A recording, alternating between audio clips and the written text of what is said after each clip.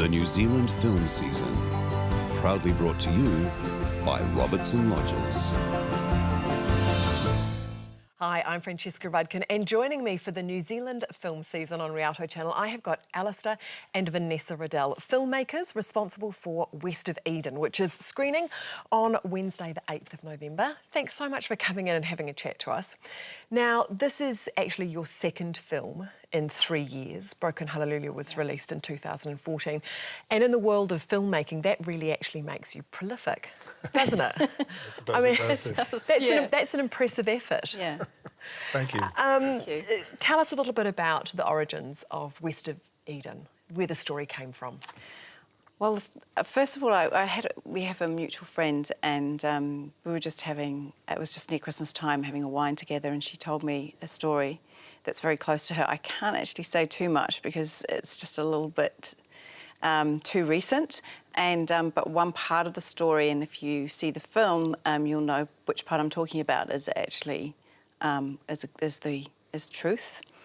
And the rest of it, though, was I really was intrigued by that era. 1960, there was a big change. And so it's not only about the two boys and their relationship, but also Eva and her situation, which I think for women, it was quite a difficult time. They could see just in the horizon a change, but it hadn't quite come, especially, I think, in rural New Zealand. So that whole, and also the whole sort of relationship between the two brothers, very Cain and Abel. So it was a mix of all sorts of things, really. So I had this sort of story, and then I had this kernel of truth that I could sort of pop in, which gave it, I felt, a depth and a truthfulness. So Vanessa, you wrote the script. Yeah. You also produced the film. Alistair, you directed the film. Are you doing all the hard work and then Alistair just gets to sort of turn up, sort of, you know... Swans up, yeah. No, you know, turn up and shoot it? Or... He'd like it to be that way, I think, but everybody would. Yeah. But no, it's not like that because we were a very small crew. So it was all hands on deck, really. Yeah, just we had very definite roles, and you have to learn to trust each other in those roles, and we did, yeah. So, Alistair, what was the biggest challenge you faced with this film and how did you overcome it? Well, directing is a challenge because it's people. It's all about people. And in our situation, we really do need people to cooperate with us because we don't have a huge budget and we don't have the sort of wherewithal to dictate, if you like, what we want and what we don't want. So we have people cooperating. We really need people to cooperate. And I think keeping people on side and explaining to them what you want from a character and what you want in a particular scene is, that's a challenge. And then after we've done all that, after we've done all the shooting, is post-production, because I'm, well, not quite a one-man shop, but it's a big deal. Yeah. Doing post-production is a huge thing. Because we spoke about that with your first feature film, Broken Hallelujah, that was a really steep learning curve for you. Yeah. So what did you learn first time round that you were able to, you know, make this post-production experience a little bit easier? Well, I learned to edit, to be honest. That's helpful, yeah. Yes. Start. The first time round, I was editing and then re-editing and going back and back and back over, to be honest, over a couple of years, and never really being quite happy with, eventually getting to a position where I was really happy with the way I'd cut the film. So the second time round, it was relatively easy, that side of it for post-production.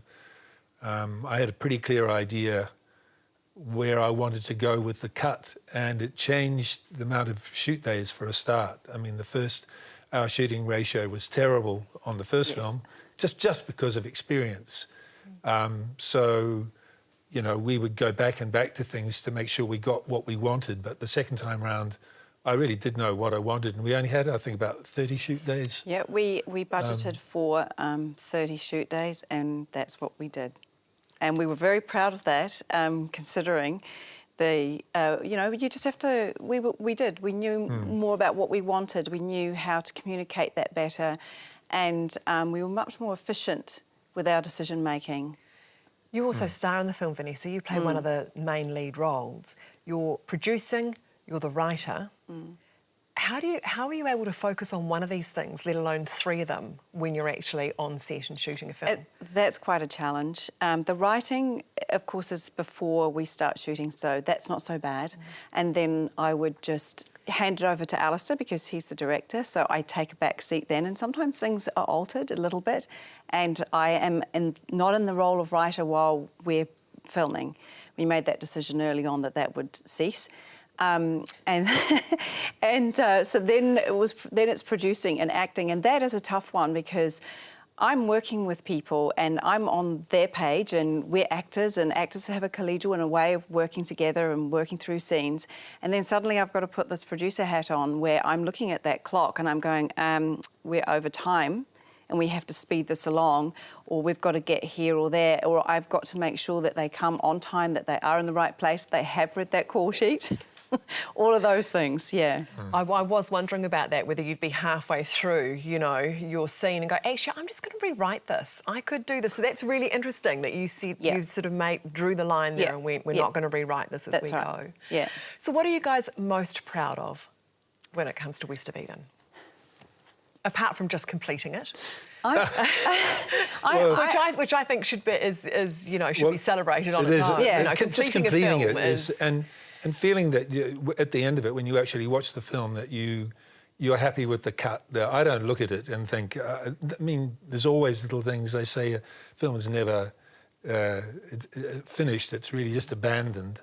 So there is a sense of that. But really, generally, I think. That we're pretty happy with the overall feel of the film and where it goes in terms of what we were trying to say. And you've had some lovely reaction from audiences that you've shown it to, haven't you? And that is just the most wonderful thing when you go along and your film is played. And we had 2 cinemas full at Devonport at the Vic. We've played it elsewhere and had full cinemas, Mission Bay and also in Titirangi. And to go along and have everyone afterwards rushing up to you to talk to you and to say, oh, I love this character, I didn't like that character, I love the story. It was so beautiful. You had captured the time. And they, and the fact that we took on that issue. We had a 2-hour Q&A in Dargaville. Just they would not let us go. It was wonderful. Flattering. Yeah, it is wonderful. So now it is your time to be able to enjoy West of Eden here on Rialto Channel. The New Zealand film season, proudly brought to you by Robertson Lodges.